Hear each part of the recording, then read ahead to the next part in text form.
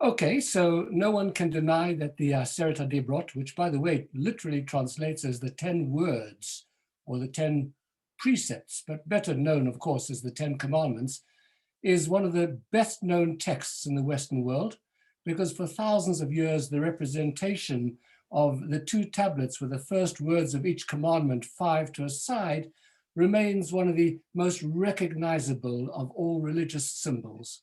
The image of the tablets is incorporated, as you know, into the interior design of pretty much every synagogue in the world, as it is on the little ark that you've seen behind Rabbi Eli during Kabbalat Shabbat, interestingly, in other houses of worship as well, and normally in a shul near to or on the Aron HaKodesh, because it encapsulates the fundamental code of religious and moral behavior in the whole Judeo-Christian tradition.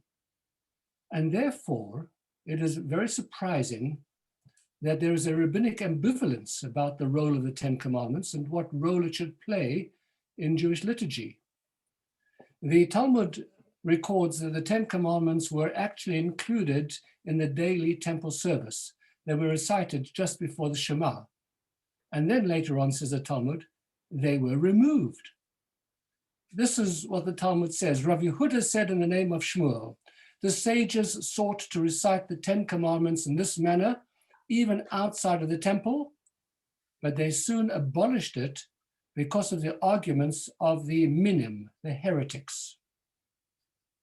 What does that mean?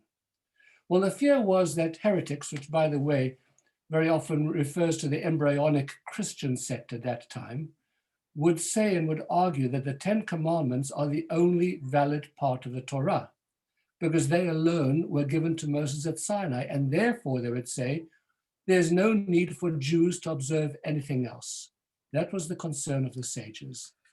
And interestingly, after the destruction of the first temple, the leading sages in the great academies of Babylon, where Jews resettled, tried to reinstate the recital of the 10 Commandments, but they failed for exactly the same reason.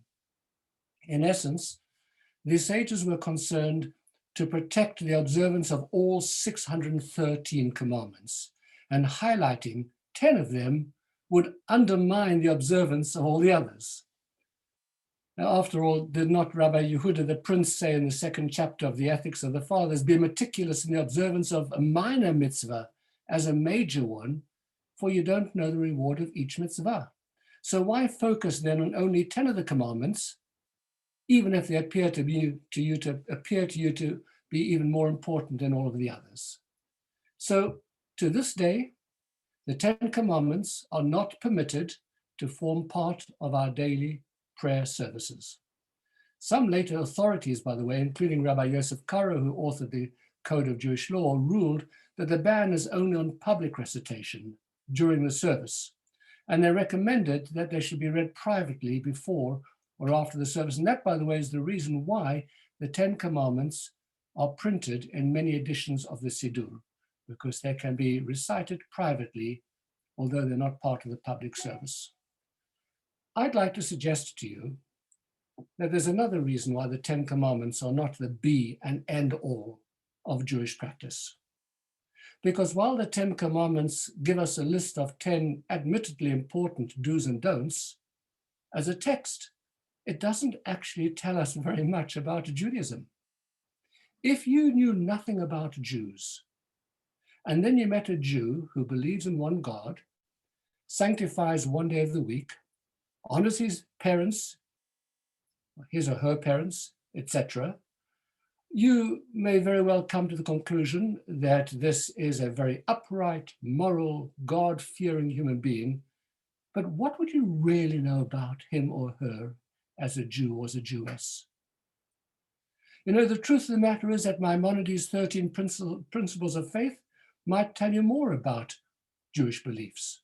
Or Hillel's famous statement to the inquiring convert, love your fellow as yourself. This is the whole Torah. The rest is just explanation. That might give you more of a flavor of what Judaism is about than the whole of the 10 Commandments. So what is it that is missing from the 10 Commandments? Hello.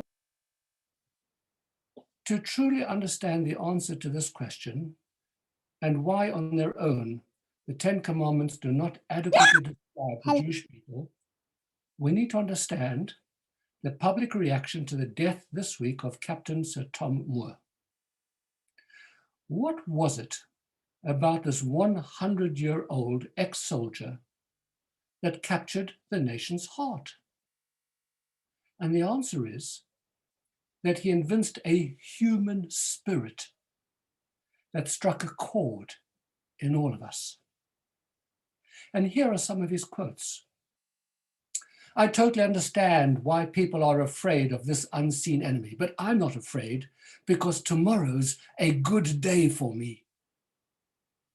Or, if I get it, I get it. I'm not worried at all. You have endless chances of dying. In the end, everyone has a turn.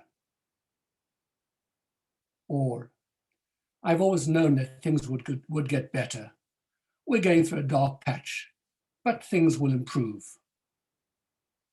As one journalist put it, his good cheer and stoicism provided national inspiration. Dependable, resilient, jokey, quietly getting on with his life.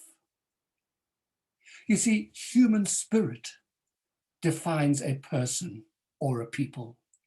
And therefore, if you want to know the human spirit that drives and defines the Jewish people, you have to read the whole Bible, not just the Ten Commandments. Because there in the Bible, you will find the hopes and failures, the grand visions and the shattered dreams, the good and the bad behavior of a nation, all of the strengths and the frailties that describe the human condition. It's as if the sages, in curtailing the recital of the Ten Commandments, wanted to say to us, don't define us exclusively by a set of do's and don'ts. We're not robots programmed to follow a set of instructions. Look instead inside of us. Look to the human spirit that underpins our actions, a spirit that has the capacity to inspire and to touch the hearts and the souls of others. And it is the power and the importance of the human spirit in defining the quality of a human being that Captain Tom taught us. Shabbat Shalom.